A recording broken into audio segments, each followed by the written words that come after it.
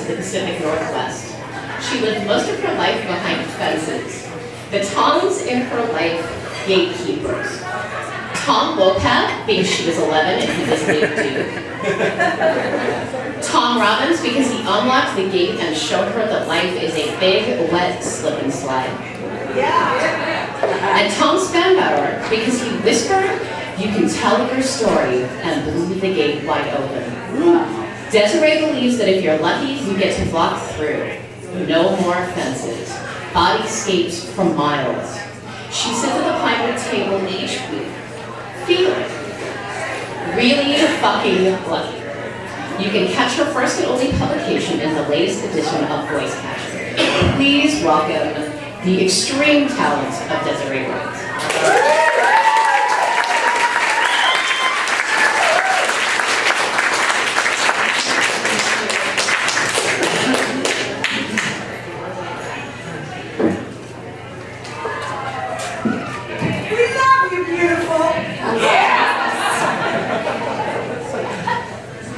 I'm not supposed to cry. Dommy, I don't know where you're at. I can't see anything, but you're a beautiful human being and I love you. Thank you for letting me walk through your door. So there's two things when I have an important event. There's a couple things that always go through my head. One is please do not let me start my period. And the second one is don't let me get sick. And I've been without my voice this entire week, so I apologize. I hope this works out. You sound great. Sexy. Yeah. All right. Undertow. I snuck out the back door and threw a saddle pad on my horse and rode the 3 miles to his house, sticking to the wash, where I galloped for long stretches to get there faster. No one knew. My dad worked nights, so he slept most of the day. My sister was at a sleepover. My mom left and hadn't been back in months. Don't go to his house when no one's home. It was the rule. I tied Thunder to the fence post out front. I took off the pads so her back sweat would dry. No cars in the drive. I tugged my shorts out from between my thighs, flipped my hair, turning baby fine into puffy straw. I hoped it would stay until he answered the door. I did a quick 4-knuckle knock on the solid wood. The cul-de-sac was quiet. My toes slippery in my shoes. Knocked again, just a little harder. I was already turning to go home and pretend I was never there. The door opened. I felt like I chugged a Coke. "Hi," he said. Dimples and cheeks, no hard lines. He could grow a beard if he wanted. I looked at him, looked down, him, weight shift, hair tech. Hi. He stepped back to let me in. The house was dark.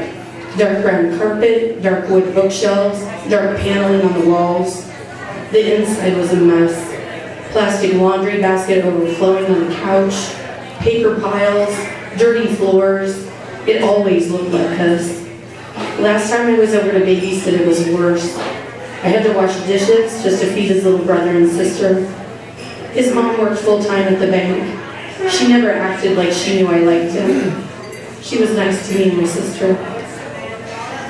I followed him past the dining room table where I hid with him from the little kids during hide and seek.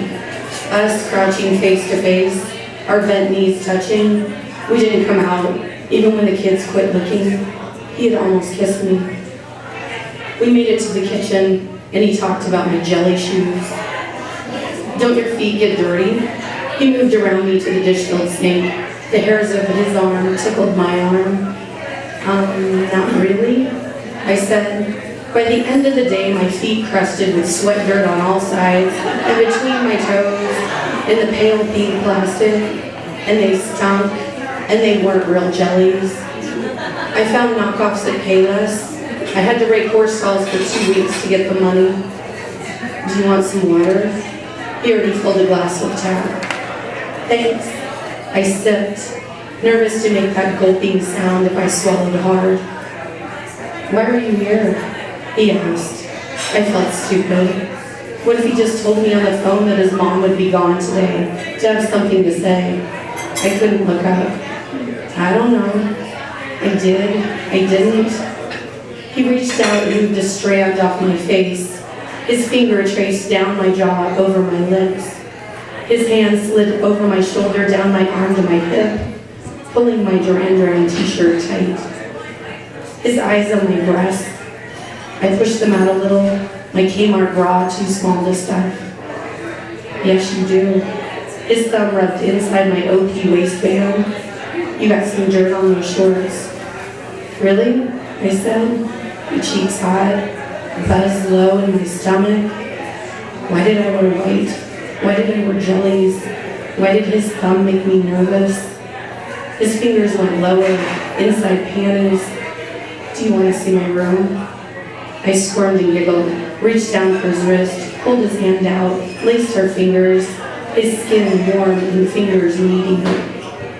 Don't you have practice? He was footballing pigs and dating. I was still middle school and not allowed to talk on the phone after 9.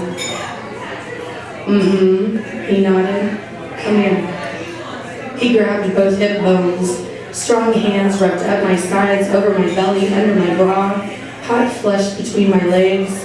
I want to. We moved down the hallway that leads to his room. My stomach dropped. I don't want to. I took my fingers out of his and moved back, away from him, away from his room. His football forearm pushed into my chest. My back hit the wall first, then my head. His tongue wet and hot and in my mouth. He tasted like chewing cinnamon. My first kiss. My breath, his breath, just like that police song. His eyes stare at me, his eyes brown like the dog Dad keeps chained outside. He pulled me into him and slow danced me down the hall, kissing and turning so I couldn't see where we were going, but I knew. No. In my head, no. My feet don't listen. My dirty jellies followed his Nikes. No. His hands moved to my face, his lips, his tongue, I don't breathe, no. His weight pushed me backwards into his room. I stumbled on the threshold, his varsity hand squeezed, my face hurt, in my head, no. Clothes piled in the corner, gym can of ribbons on the wall. He stopped the kissing and the holding. He let go. He let go. I'll go home, I'll never break rules again. Heart fed in my chest, almost to the door. I just needed to get home. Where are you going? His hand fisted my hair, pulled me to his bed the same way I watched him rein in his horse. His wet mouth sucked and bit down my neck. Tips of trees move in the window. I am arms and legs in white shorts on his bed. No blankets, only cold sheets. His palm, the same palm that pushed him up and over the rump of his horse into the saddle. He was the best at rodeo tricks. I could only grab a handful of mane and scissor swing my legs up and onto the horse. That palm, his palm, pushed my face into the sleeve of his varsity jacket on his bed. Sweat and leather in my mouth. I'd wanted to wear it. Had hoped he would give it to me if I pretended to be cold on a night ride last fall. He didn't. He yanked down my shorts, the air sharp, the lower half of me goosebumped, his mouth on me, between my legs. There was dirt on the window. Get up. I didn't want this. Move, move, move. My body didn't listen. No one listens. His straight teeth terrifoil, his pants off, his penis stiff. I couldn't look away. I laid there like a dumb Barbie on the floor of my sister's closet. He wiped his mouth with his shirt, bed dip. His weight emptied my lungs. He pushed between my stupid skinny legs.